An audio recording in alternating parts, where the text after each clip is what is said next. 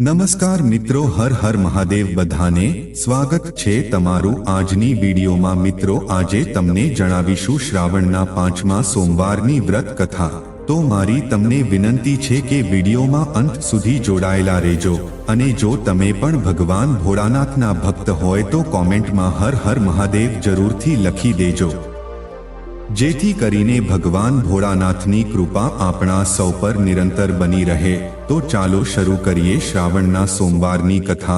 મિત્રો, હિન્દુ કેલેન્ડર મુજબ શ્રાવણ મહિનો વર્ષનો મહત્વનો મહિનો છે। આ મહિનો ખાસ કરીને ભગવાન શિવની પૂજા માટે સમર્પિત છે।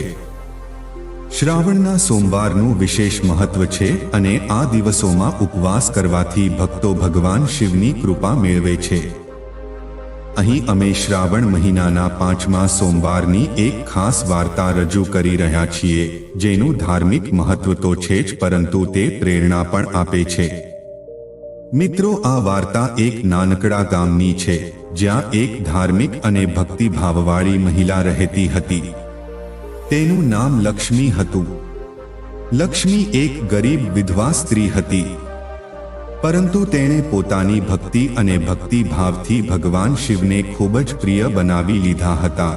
તેમની પાસે સુખ સંપત્તિ ન હતી, પરંતુ તેમણે ભગવાન શિવ પ્રત્યેની તેમની ભક્તિમાં ક્યારેય ઘટાડો કર્યો નહીં। લક્ષ્મીનું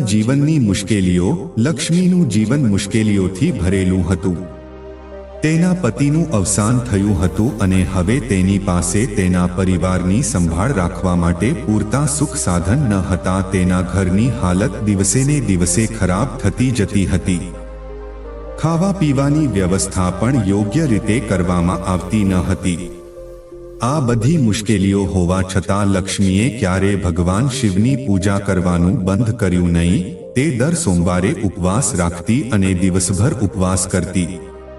શ્રાવણના સોમવાર વ્રતનું મહત્વ। શ્રાવણ માસમાં દર સોમવારે વ્રત રાખવાથી ભગવાન શિવની વિશેષ કૃપા પ્રાપ્ત થાય છે। આ મહિનામાં શિવલિંગ પર અભિષેક કરવાથી અને ઉપવાસ કરવાથી જીવનમાં સુખ સમૃદ્ધિ આવે છે। લક્ષ્મી પણ આ શ્રદ્ધા સાથે ઉપવાસ કરતી હતી। તેણીએ તેના ઘરના નાના મંદિરમાં ભગવાન શિવની પૂજા કરી અને ખાસ કરીને શ્રાવણ મહિનાના સોમવારના ઉપવાસને ખૂબ મહત્વ આપ્યું। 5મા સોમવારનો ઉપવાસ। શ્રાવણ માસના 5મા સોમવારનું મહત્વ લક્ષ્મી માટે વિશેષ મહત્વ છે। આ દિવસે તેમણે ખાસ તૈયારીઓ કરી હતી। તેણે પોતાના ઘરના મંદિરને સુંદર રીતે શણગાર્યું અને શિવલિંગ પર ગંગાજળ, દૂધ, મધ અને બેલપત્ર ચઢાવ્યા। આખો દિવસ ઉપવાસ કરીને તેમણે ભગવાન શિવની પૂજા કરી અને તેમની મુશ્કેલીઓમાંથી મુક્તિ માટે તેમની પાસે પ્રાર્થના કરી। લક્ષ્મીએ વ્રતના દિવસે સખત મહેનત કરી અને પૂર્ણ ભક્તિ સાથે પૂજા કરી। લક્ષ્મીને મળ્યું ભક્તિનું ફળ।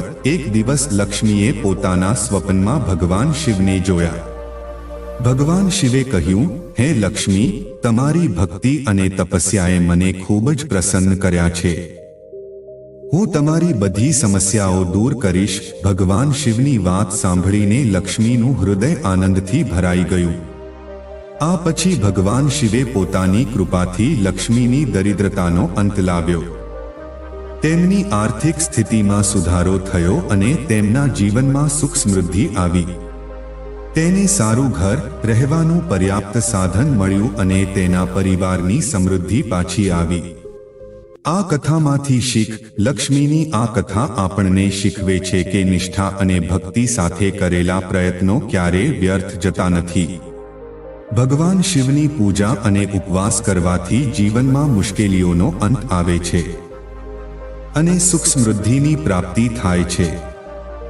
આમ, શ્રાવણ માસના સોમવારી વ્રતની કથા માત્ર ધાર્મિક દૃષ્ટિકોણથી જ નહીં, પરંતુ અંગત જીવનની સમસ્યાઓના નિરાકરણ માટે પણ પ્રેરણા પૂરી પાડે છે। મિત્રો, શ્રાવણના સોમવારના વ્રતની આ કથા આપણને એ પણ શીખવે છે કે મુશ્કેલીઓ અને સમસ્યાઓ હોવા છતાં જો આપણે આપણી શ્રદ્ધા અને ભક્તિ જાળવી રાખીશું તો ભગવાન આપણને ચોક્કસ મદદ કરશે। લક્ષ્મીની ભક્તિ અને સમર્પણની વાર્તા દરેક ભક્ત માટે પ્રેરણારૂપ છે, જે આપણને વિશ્વાસ કરાવે છે કે મુશ્કેલ સમયમાં પણ આપણે આપણા ભગવાનમાં વિશ્વાસ જાળવી રાખવો જોઈએ. આમ શ્રાવણના સોમવારી વ્રતની દંતકથા માત્ર ધાર્મિક મહત્વ જ નથી ધરાવતી, પરંતુ જીવનના દુઃખોને દૂર કરવા અને ભગવાનની કૃપા પ્રાપ્ત કરવા માટે એક મહત્વપૂર્ણ માર્ગદર્શક પણ છે. તો મિત્રો, આશા રાખું છું કે આજની કથા તમને પસંદ આવી હશે. તો વિડીયોને એક લાઈક જરૂર કરી દેજો અને અમારી YouTube ચેનલને સબસ્ક્રાઇબ કરવાનું ભૂલતા નહીં. મળીએ જલ્દી એક નવી કથા સાથે.